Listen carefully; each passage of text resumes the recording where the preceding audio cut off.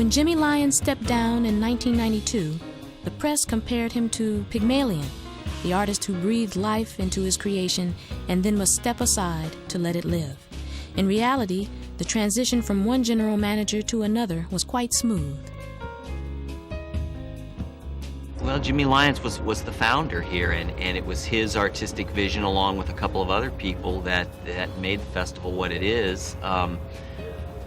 I made it a point when I came in to verse myself in the history of the festival, going back through old programs, talking to people here who had been around from the beginning, and really trying to learn how this all happened.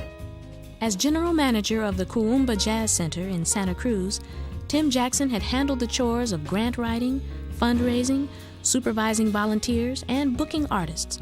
He also knew the current jazz scene inside and out. An accomplished musician himself, he was the ideal choice to step into Jimmy Lyons' shoes. Jackson combined respect for the festival's past with serious aspirations for the future.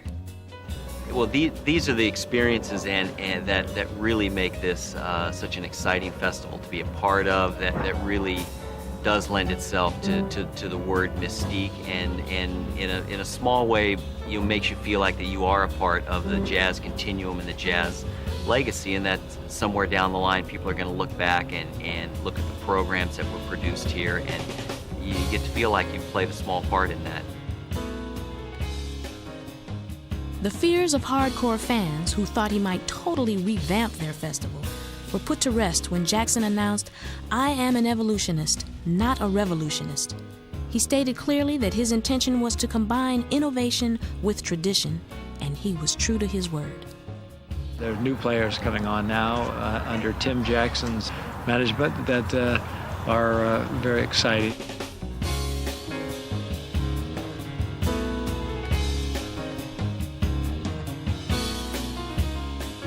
Now Tim has, their stages, there are 4, 5, 6 stages now all over the fairgrounds. And now Tim has it that even some of the artists on the main stage appear on the other stages. What was happening is that we were selling out all the time. So if you didn't have a ticket to the arena, you really couldn't get in. So this gave other people an opportunity to come in that just really wanted to hang, because it's a great hang. Also, I think now, especially, the diversity of the festival is a very special thing.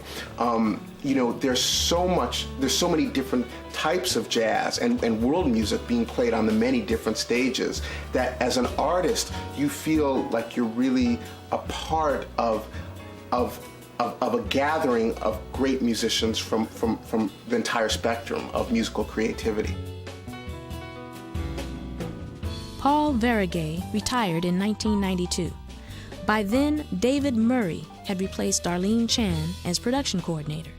A new crew had arisen from the ranks and gave the festival new life. Not only had Jackson made good on his promise of bringing new talent and new life to the festival, he also revived the early practice of offering original commissioned works. This combination of innovation and tradition provided just cause for celebration when the Monterey Jazz Festival turned 40 in 1997.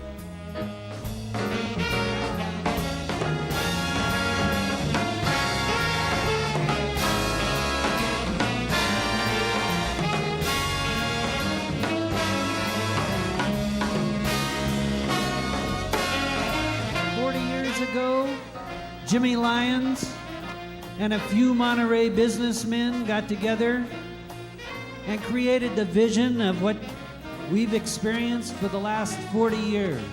I'm having a great time here in Monterey. Ladies and gentlemen, we're dedicating this concert tonight to the spirit of my friend, Mr. Jimmy Witherspoon. It's the 40th anniversary of the best festival probably in the jazz world.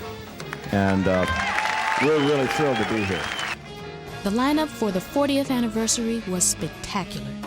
Diana Krall, Sonny Rollins, Jim Hall, Benny Green, Patrice Rushen, Arturo Sandoval, and Buddy Guy. The menu combined the best of the past, present, and future. Dave Grusin premiered his adaptation of West Side Story, and Gerald Wilson offered his own theme from Monterey. 1, 2, 1, 2, 3, go!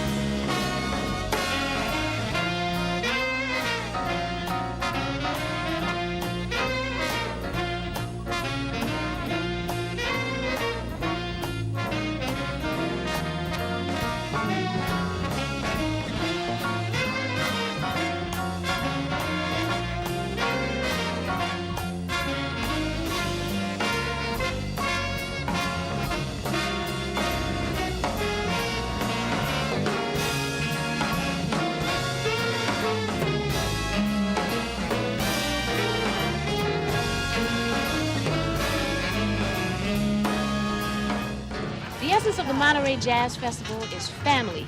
The families of musicians, fans, and supporters who come here year after year after year to hear the music, to feel the vibe.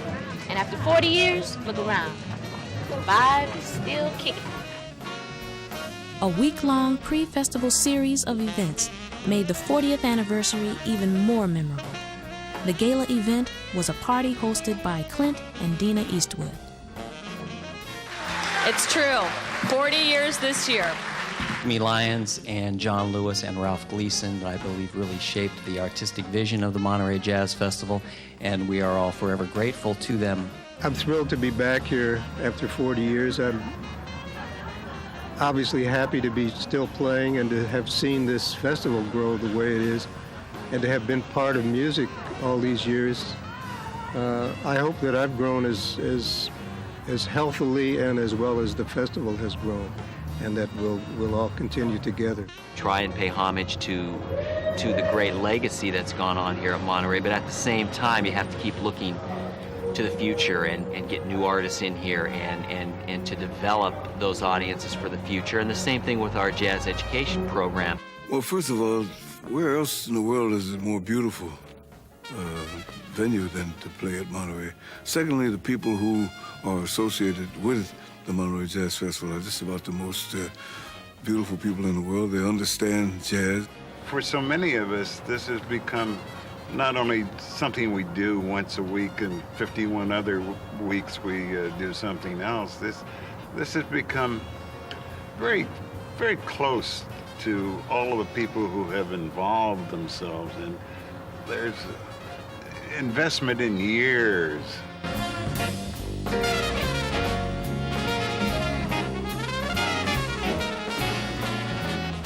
After 40 years, the Monterey Jazz Festival is still what it originally set out to be: festive, spontaneous, and fun for people from all over the world.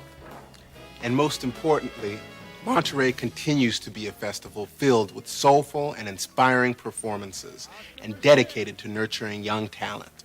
At Monterey, the past, present, and future of jazz is in good hands. I'm Patrice Rushen.